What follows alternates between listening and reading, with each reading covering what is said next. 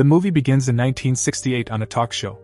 The show features two epidemiologists discussing the possibilities of a pandemic. As they discuss the very real possibility of a viral pandemic, Dr. Newman is more concerned about a fungal infection. While the idea seems far-fetched, Newman explains that fungi could potentially alter our minds, much in the way that it does when infecting ants, devouring the host from within and preventing decomposition while doing it. Newman states that if the world were to get warmer, the fungi could evolve to affect humans, taking control of billions, spreading the infection to every last human being alive, and with no cure and no possible way to make a cure. If this happens, we lose. The movie cuts to 2003 in Austin, Texas, where we see a character named Joel coming out of his room and meeting his teenage daughter Sarah as she makes breakfast as a birthday surprise. Sarah teases Joel that he will soon start wearing diapers because he is 36 years old. Soon after, Joel's brother Tommy, who works at the same construction site, comes into the house and asks if they made any breakfast for him. Joel offers to get him breakfast on the way to work. Joel tells Sarah that he will be working late until 9 p.m. and promises to bring cake home. Sarah smiles. They briefly hear the news on the radio about disturbances in Jakarta. Joel leaves the table and wants to drop Sarah off at school. Sarah goes to grab her bag and sneaks into Joel's room and takes his wristwatch and some cash. As they leave, they see their neighbors, an elderly woman in a wheelchair and a man slightly younger than her, feeding her. The old man tells them that they haven't seen her in a while and offers them biscuits, but Joel declines and sets Sarah up by telling the old man that she will be there all day after school. They drive off. When school finishes, she takes a bus to a wristwatch repair shop. The repairman offers to fix the watch for $20. While working on the watch, the repairman's wife rushes to tell Sarah that they are closed for the day and she should go home. Sarah collects the already repaired watch and leaves, surprised by why they hurried her out of the store. Sarah goes to the neighbor's house. When she knocks, a woman named Mrs. Adler welcomes her in. Sarah plays with the dog after a long time. Sarah asks Mrs. Adler about the news and Connie tells her that people need to get right with Jesus. Sarah enters the kitchen to assist with baking. While Sarah is doing her homework, she quickly glances through their bookshelf. Behind her, the old woman makes a strange movement in her chair. Sarah shows Mrs. Adler a movie disc and tells her she wants to borrow it. She suggests to Mrs. Adler that she wants to go home. On her way out, she sees the dog looking at the old woman in the wheelchair strangely and whining. When she goes outside, she sees a few fighter jets in the air.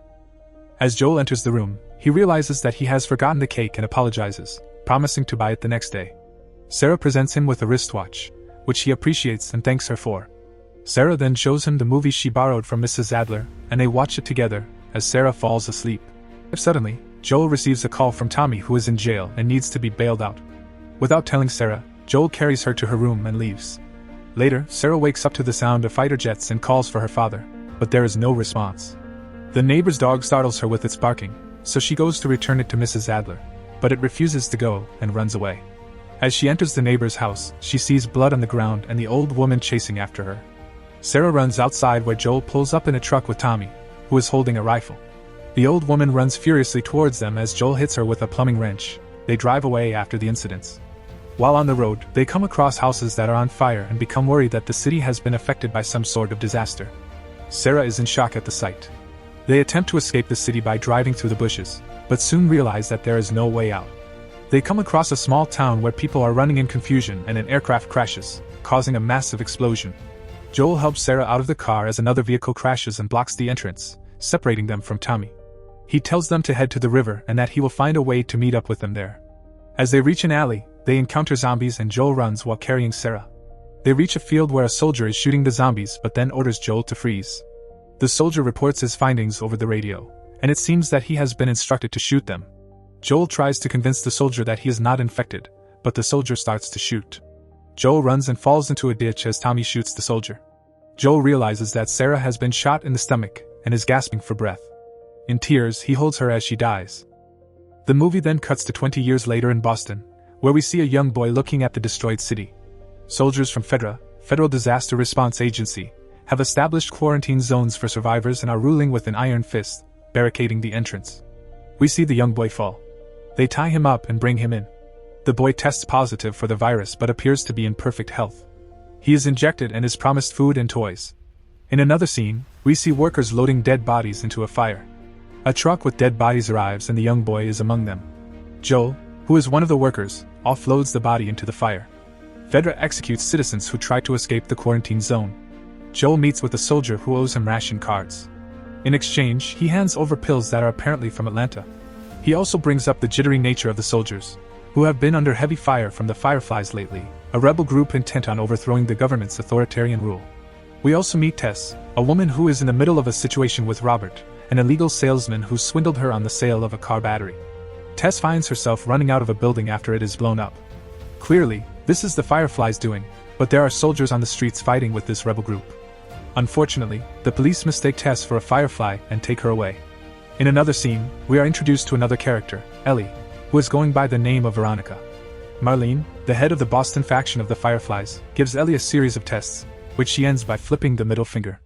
Marlene and the other Fireflies in Boston are keeping her locked up, but they plan to leave and head west with her, believing she is their salvation. In Ellie's cell, we see a graffiti that says, "When you are lost in the darkness." Marlene then heads upstairs and hands Ellie her bag, unlocking her cuffs and revealing her true name. Ellie calls Marlene a terrorist, who denies the accusation and tells Ellie crucial information that could change everything. Joel is desperate to try and find Tommy in the wake of all this, as we learn that the pair were actually separated earlier. Joel asks for the location of the tower where he receives messages from his brother and leaves. Joel is drinking heavily, popping pills, and eventually is reunited with Tess. She has been in federal custody all day. Tess tells him that they need to get the car battery back, which Robert, the man she met earlier, has sold. In order to get the details, they need to find Robert, get the truck, and then go and find Tommy. Suddenly, Joel and Tess's plan for revenge for the battery leads them to the Firefly building, but when they arrive, they find Robert dead and a slew of injured Fireflies, one of them being Marlene. It turns out, the Fireflies were the ones Robert decided to sell the battery to instead of Tess, but after discovering the battery's corrosion, Marlene realized Robert was lying about the useless battery and refused the sale. Just moments before Joel and Tess' arrival, a firefight ensued between Robert and the Fireflies that resulted not only in injuries and casualties but also alerted Fedra to their secret base camp, which is a huge problem. Luckily for Marlene, when Joel bursts in looking for an enemy, all he found was an old friend of his brother. We find out that sometime in the 20-year gap, Tommy joined the Fireflies, and this caused a major rift between the brothers that led to them splitting up over time. Marlene uses this strained connection to convince Joel and Tess to usher Ellie to the remaining Firefly faction near the Massachusetts State House outside the quarantine zone. At first, Joel is reluctant as smuggling a teenager interferes with his plans to find Tommy. But Marlene assures him that if Ellie arrives safely to the State House, the Fireflies will give them all the supplies they need to find Tommy. Joel and Tess agree, but they make it clear that if Marlene is lying, they will kill Ellie. As you can guess, Ellie is understandably not thrilled by this situation. In Joel and Tess' apartment, where Ellie and Joel recoup and wait for the sun to go down while Tess is on a reconnaissance mission planning their moves to break outside the QZ walls unscathed. Curious about why Marlene would risk her life for Ellie, Joel half-jokingly asks, "You some kind of bigwig's daughter or something?" To which Ellie coyly responds, "Something like that." While Joel naps, Ellie discovers that Joel and his network of dealers use the songs on the radio to communicate messages. She finds that the messages are written in music codes for 60s, 70s, and 80s but is unsure what 80s signify. When Joel finally rouses from his sleep, Ellie plays a trick on him by falsely telling him the 80s music sounded while he slept. Joel's face, twisted in concern by this song choice, unintentionally indicates to Ellie that the 80s must mean trouble. Joel shows disdain at being outmaneuvered by a 14-year-old.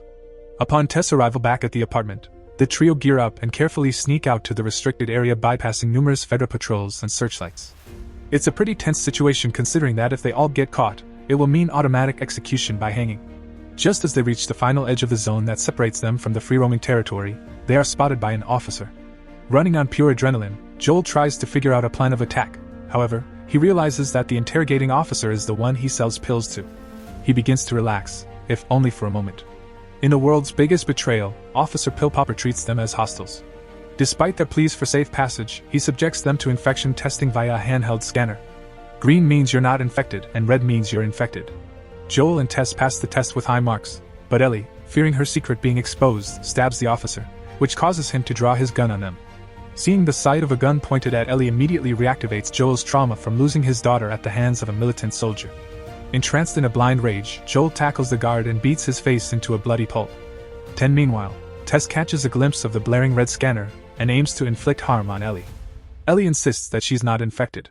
Tess tries to get Joel's attention, but he's too far gone to really understand what is happening. Ellie then displays the bite wound on her arm that she claims is 3 weeks old. Tess doesn't believe her. Joel is stuck thinking about his daughter. Ellie tries to explain her immunity, but Tess and Joel can hear more federal soldiers coming their way. They'll have to decide Ellie's fate later. Joel snaps out of his stupor and leads the two through a fence to the crumbling capital city leading to the state house. The trio walk into the freedom of the wild in an unmanned terrain. The end.